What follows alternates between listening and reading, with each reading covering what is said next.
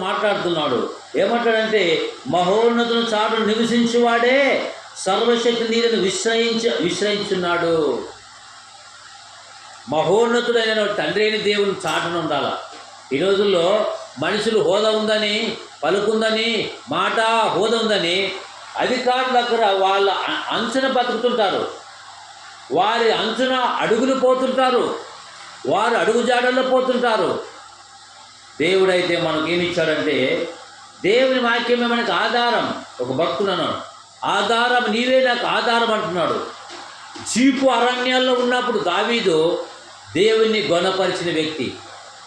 ఎర్ర సముద్రాన్ని పాయలు చేసిన వ్యక్తి మోజెస్. ఈ రోజుల్లో మనుషులను ఆశ్రయం చేసుకొని మరి రాంగ్ రూట్లో ప్రయాణం చేస్తున్నారు. మహోన్నతుని చాటు నివసించేవాడే సర్వశక్తి నీడను విశ్రయించేవాడు. ఆయనే నా ఆశ్రయం అంటాడు. ఆయనే నా కోట, నేను నమ్మకున్న నా దేవుడని నేను యెహోవాను గురించి చెప్పుచున్నానంటాడు. ఎవరు? భక్తులైనటువంటి కీర్తనకారుడు. 3వ వచనం, వేటగాడి ఊరి నుండి ఆయనను విడిపించెను, నాశనకరమైన తెగులు రాకుండా ఆయనను విడిపించును అంటాడు ఈ భక్తుడు. నాశనకరమైనటువంటి సమాజంలో, కఠినమైన సమాజంలో ఉంటున్నాం. భక్తుడైన దావీదు వేట కాని ఊరి సాతాను ఊరిలో నుంచి, సాతాను ఉచ్చుల్లో నుంచి తప్పిస్తారు. ఎందుకంటే ఇక్కడ అంటాడు, అతడు నాకు మొరపెట్టగానే అతను ముచ్చాను, మరి ఉత్తరం ఇచ్చాను, శ్రమలో నేను అతనికి తోడైండేదను, అతన్ని విడిపించి అతన్ని గొప్ప చేసేదను. శ్రమలో వచ్చాడు దేవుడు. దావీదుకి సహాయం చేసిన దేవుడు మనకు చేస్తాడు. జీపు అరణ్యాల్లో ఆయనకి బాధలు, శోధన వచ్చి పడింది. మరి శత్రువుల సమూహము, ఒక్కొక్క జంతువుల యొక్క మృగాల యొక్క మరి వీటన్నిటినీ మరి దావీదు దేవుని వైపు కనిపెట్టాడు, ఆశ్రయించాడు దేవుణ్ణి. అందుగురించే ఏమంటున్నాడంటే, అతను నన్ను ప్రేమించుచున్నాడు కనుక నేను అతన్ని తప్పించేదను. అంటే దేవుని ప్రేమించాడు దావీదు. అతడు నన్ను ప్రేమించుచున్నాడు కనుక నేను అతన్ని తప్పించేదను. ఇప్పుడు మనం దేవుని వెంబడిస్తే, దేవుని ప్రేమిస్తే, దేవుడు అపనమ్మకంతో ప్రేమిస్తే దేవుడు ఇవ్వడు. అల్ప సంతోషంగా ఉండరాదు, అపనమ్మకంగా ఉండరాదు. అతడు నన్ను ప్రేమించున్నాడు కనుక నేను అతన్ని తప్పించేదను. ఎట్లా ప్రేమించాలంట? త్యాగంతోన. స్టెఫెను ప్రాణాలు త్యాగం చేసి పట్టుదలతో బలంగా దేవుని యొక్క నామాన్ని ఘనపరిచిన వ్యక్తి స్టెఫెన్. ఆయన ఆకాశం తట్టు కన్నెత్తి చూసినప్పుడు వారు దర్శించారు. ఆయన ఎంతో దేవుణ్ణి ఘనపరిచిన వ్యక్తి. ప్రాణాలు పోయినా పర్లేదు దేవుణ్ణి ఘనపరిచిన వ్యక్తి స్టెఫెన్. ఒక స్టెఫెన్ వల్ల బతకాల. లోకం కొరకు బతికి చనిపోతే నరకం ఉంది, దేవుని కొరకు బతికితే పరలోక రాజ్యం ఉంది. ఈ లోకం పిచ్చి పట్టిన సమాజంకి అర్థం కాలే. ఈ సమాజం చెడిపోయిన సమాజం, ఈ సమాజం భ్రష్టు పట్టిన సమాజం, కుళ్ళు కుతంత్రమైన సమాజంలో 66 పుస్తకాలు కలిగిన మహావేద గ్రంథాన్ని మనకిచ్చాడు. అందుగురించే నీ పాదములకు రాయి తగలకుండా వారు నిన్ను తమ చేతుల మీద ఎత్తి పట్టుకుందరు. ఎవరినంట? దేవుని నమ్మిన బిడ్డలను. అతను నన్ను ప్రేమించుచున్నాడు కనుక నేను అతనిని తప్పిస్తానంటాడు.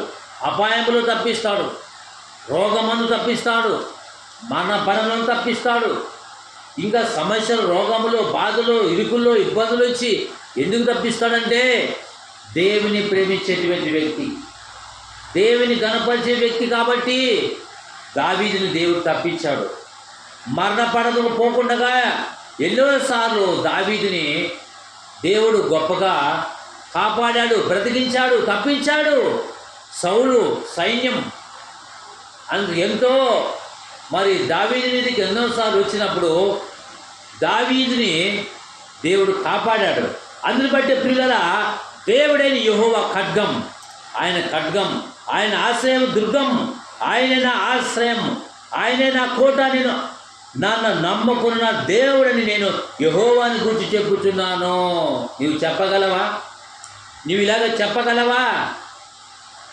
1000 మంది ఉన్న దేవుడు సంతోషపడు. వాక్యానుసారం లేకుండా క్రమము లేని జీవితము వ్యర్థం. జీవితం కంటే క్రమశిక్షణ విలువైంది. నా కుమారుడా, నా కుమార్తె, దేవుని యందు భయభక్తులుగా ఉండాలంటాడు. అందుగురించే జీవితము కంటే క్రమశిక్షణ. ఎంత బోధ చేసినా, ఎంత హోదా ఉన్నా క్రమం లేని విద్యార్థిని, క్రమం లేని క్రైస్తవుని దేవుడు ఒప్పుకోడు. ఆయనకి కావాల్సింది తెలుసా? ఆయనకి కావాల్సింది పరిశుద్ధమైన జీవితం ఉండాలా, క్రమమైన జీవితం ఉండాలంటాడు. దావీదు దేవుని కొరకు బతికాడు కాబట్టి మరి దేవుణ్ణి మహిమపరిచిన వ్యక్తి దావీదు. ఎందుకంటే ఆయన మహిమపరిచాడు కాబట్టి. మరి ఇక్కడ 15, అతడు నాకు మొరపెట్టగా నేను అతనికి ఉత్తరం ఇచ్చేదను, శ్రమలో నేను అతనికి తోడైందని అంటాడు. శ్రమలో తోడైనాడు. మన శ్రమలు వచ్చిన, బాధలు వచ్చిన, ఇబ్బందులు వచ్చిన దేవుణ్ణి ముందు పెట్టుకొని దేవునికి అడగాల, దేవునికి ప్రార్థన చేయాల. కాబట్టి ప్రియులరా, ఈ యొక్క ఉదయకాల సమయంలో ఈ యొక్క పరిశుద్ధాత్మ దేవుని యొక్క వాక్యం చెప్తుంది. పరిశుద్ధాత్మ దేవుడు రాపించాడు. శ్రమలో నేను అతనికి తోడైండెదను, అతను నన్ను విడిపించి అతని గొప్ప చేసేదని అంటాడు. ఇక్కడ దీర్ఘాయువు చేత అతన్ని తృప్తిపరిచేదను, నా రక్షణ అతనికి చూపించేదను. రక్షణ ఎవరు? యేసుక్రీస్తే. న్యూ టెస్టిమెంట్ బైబిల్ హెబ్రీ పత్రిక 2వ అధ్యాయం 3వ వచనం చూస్తే, ఇంత గొప్ప రక్షణ భాగ్యాన్ని విని నిర్లక్ష్యం తప్పించుకునే మనగాడు, గుండెకైన మగాడు ఎవడన్నా మనగాడు ఉన్నాడా?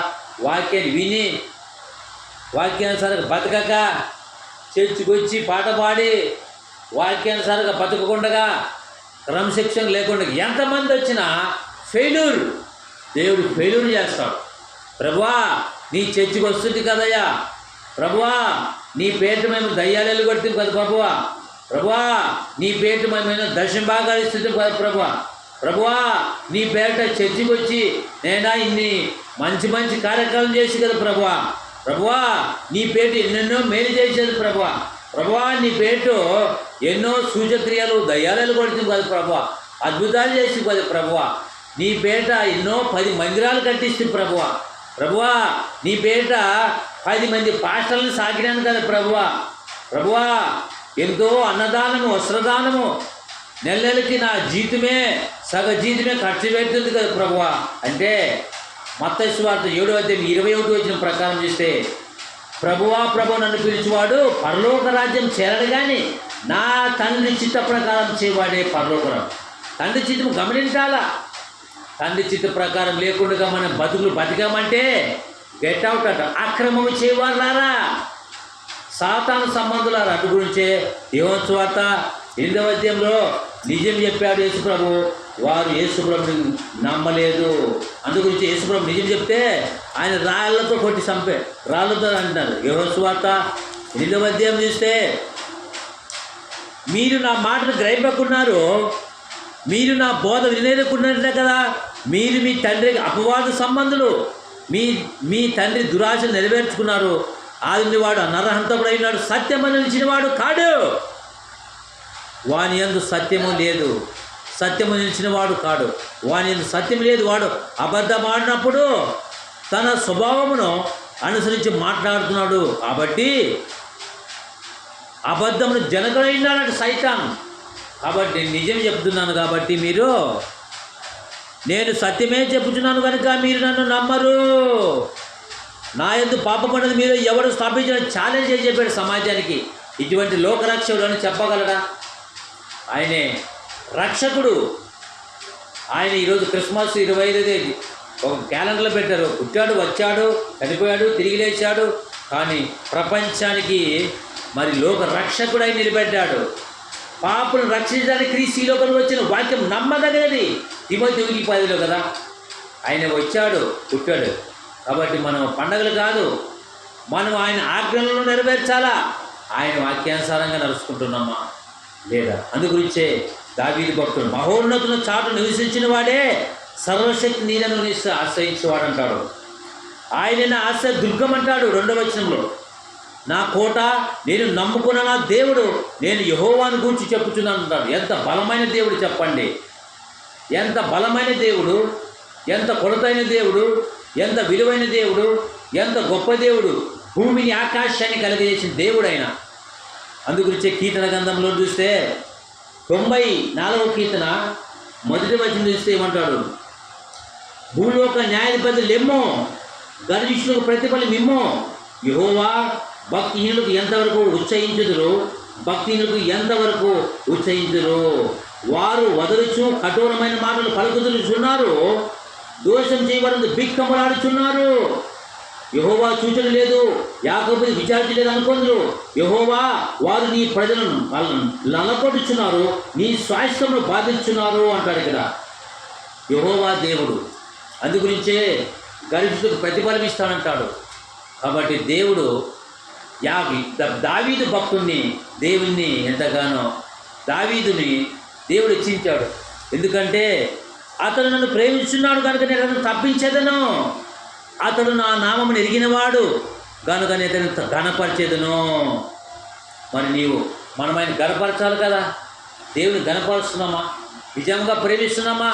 పై పెదవులతో ప్రేమించే ఒప్పుకోడు, ఏదో పై పెదవులతో పూత పూస్తే ఒప్పుకోడు. నిండు పూర్తిగా ఉన్నాడు. అందుకు చెప్పాడు, నిండు మనసుతో ఆరాధింతును, అండవైతివి నా కొండవైతివి. యేసయ్యా యేసయ్యా యేసయ్యా యేసయ్యా, నిండు మనసుతో ఆరాధింతును, అండవైతివి నా కొండవైతివి. దిగజారిన మాయలలా దయ చూపితివి, దగజారిన మా బ్రతుకులు కరుణించితివి. పగలంత మా పని చేయుటకు, దినమంత నీ సేవ చేయుటకు, నీ కృప చూపితివి. నిండు మనసుతో ఆరాధింతును, అండవైతివి నా కొండవైతివి. అట్లా నిండు మనసుతో కొలవాలా, నిండు మనసుతో దేవుని ఆరాధించాలా. అందుగురించి ఇప్పుడు ముగించుకున్నాం. బైబిల్లో మరి ఇక్కడ మహోన్నతుల చాటు నివసించేవాడి సర్వశక్తిని, ఆయన నా కోట, నా ఆశ్రయము, నేను నమ్ముకున్న నా దేవుడు, నేను యెహోవాను గురించి చెప్పుతున్నాను. నేను వేటగాని ఊరిలో నుండి ఆయనను విడిపిస్తానంట కదా. కాబట్టి మరి నీ ఆశ్రయం ఎవరి వైపు? నీకు ఆశ్రయం ఎవరు ఇవ్వదు.